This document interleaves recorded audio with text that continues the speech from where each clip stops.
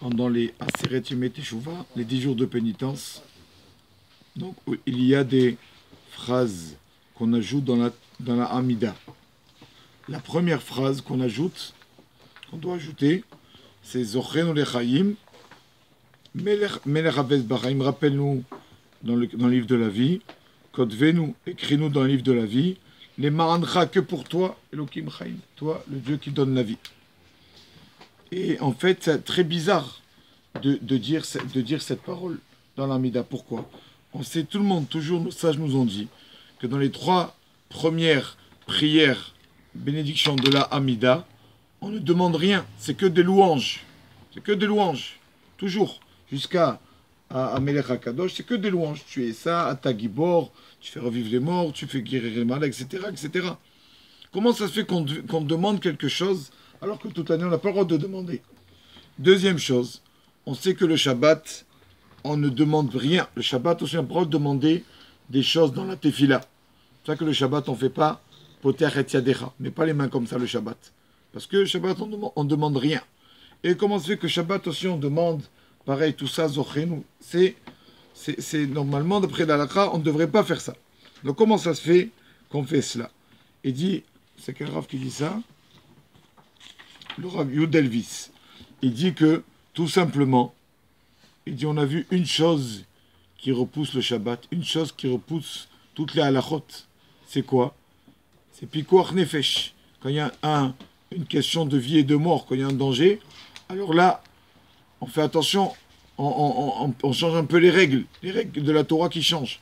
Et dit là, c'est comme Pikuach Nefesh. Une personne, entre Rosh Hashanah et Kippour, il sait pas où il est. Il sait pas ce qui a été décrété sur lui. Donc c'est comme un danger de vie. Parce que personne ne peut certifier, personne ne peut dire oui, moi je suis sûr qu'on m'a écrit dans le livre de la vie. Personne ne peut dire. Comme on est en danger, il y a Pikuach Nefesh. Là c'est quelque chose de vital, alors on change les règles du jeu. Même dans les 3 premières bénédictions, qu'en général on ne demande jamais quelque chose, là on demande. On dit Hashem Zochenu Lechaim, Melech Havetz Bachaim. Comment l'importance de demander pendant ces jours-là?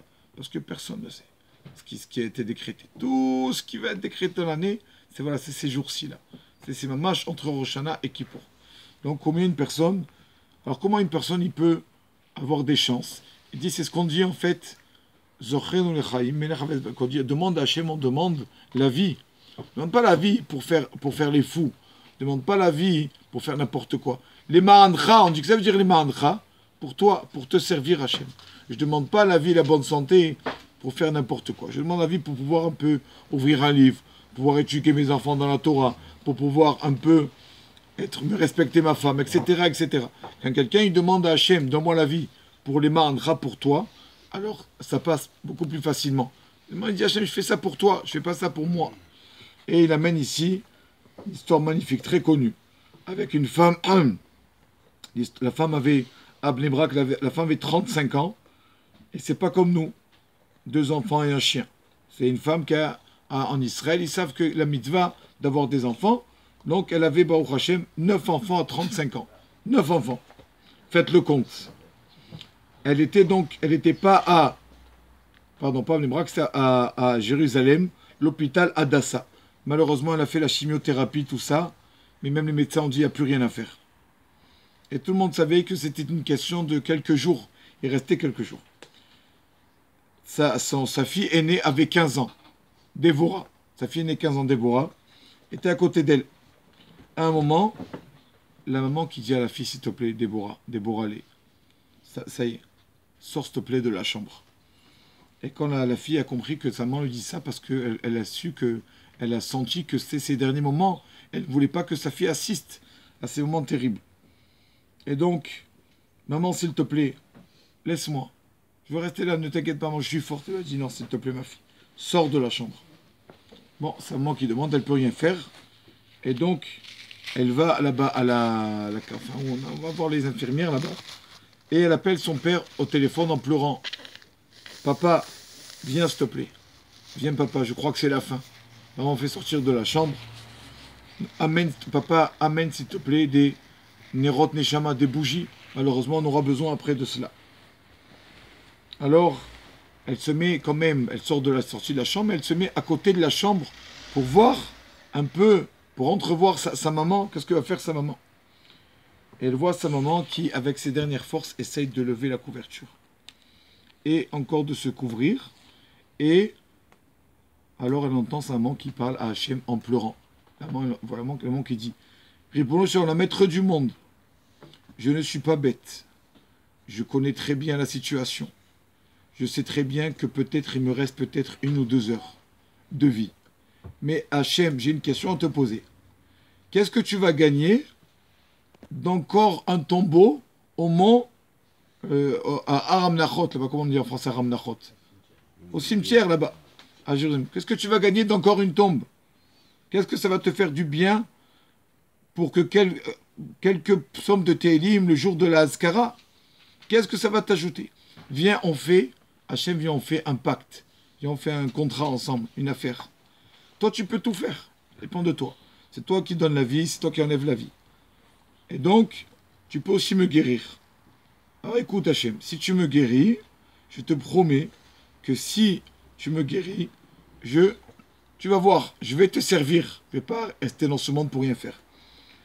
Je vais être servante à ta Torah. C'est-à-dire, c'est vrai que j'ai une femme, elle n'a pas besoin d'étudier la Torah. Elle n'a pas besoin de faire ta mitzvah. Mais écoute Hachem, je prends sur moi.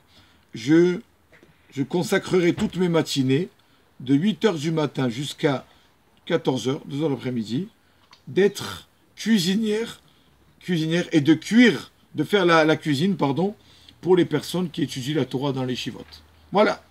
Être servante à ta Torah. Qu'est-ce que tu veux de mieux? Mais, Rinam en Kasef, bénévolement. Je ne fais pas pour l'argent, je fais pour toi. Viens, on fait. Laisse-moi la possibilité, et tu verras. Et quand elle a fini comme ça, ça y est, elle a arrêté de parler. Et la fille qui attend, et bien sûr qui pleure là-bas à côté de la porte, à côté de la chambre, après un quart d'heure, elle entend, qu'elle dit, Déborah, amène-moi un verre d'eau. Ça fait des mois qu'elle n'a pas bu d'eau, qu'elle n'arrive pas à boire.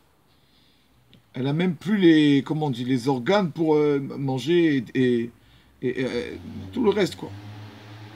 Et elle demande à boire. Et la fille qui commence à trembler, comment ça se fait?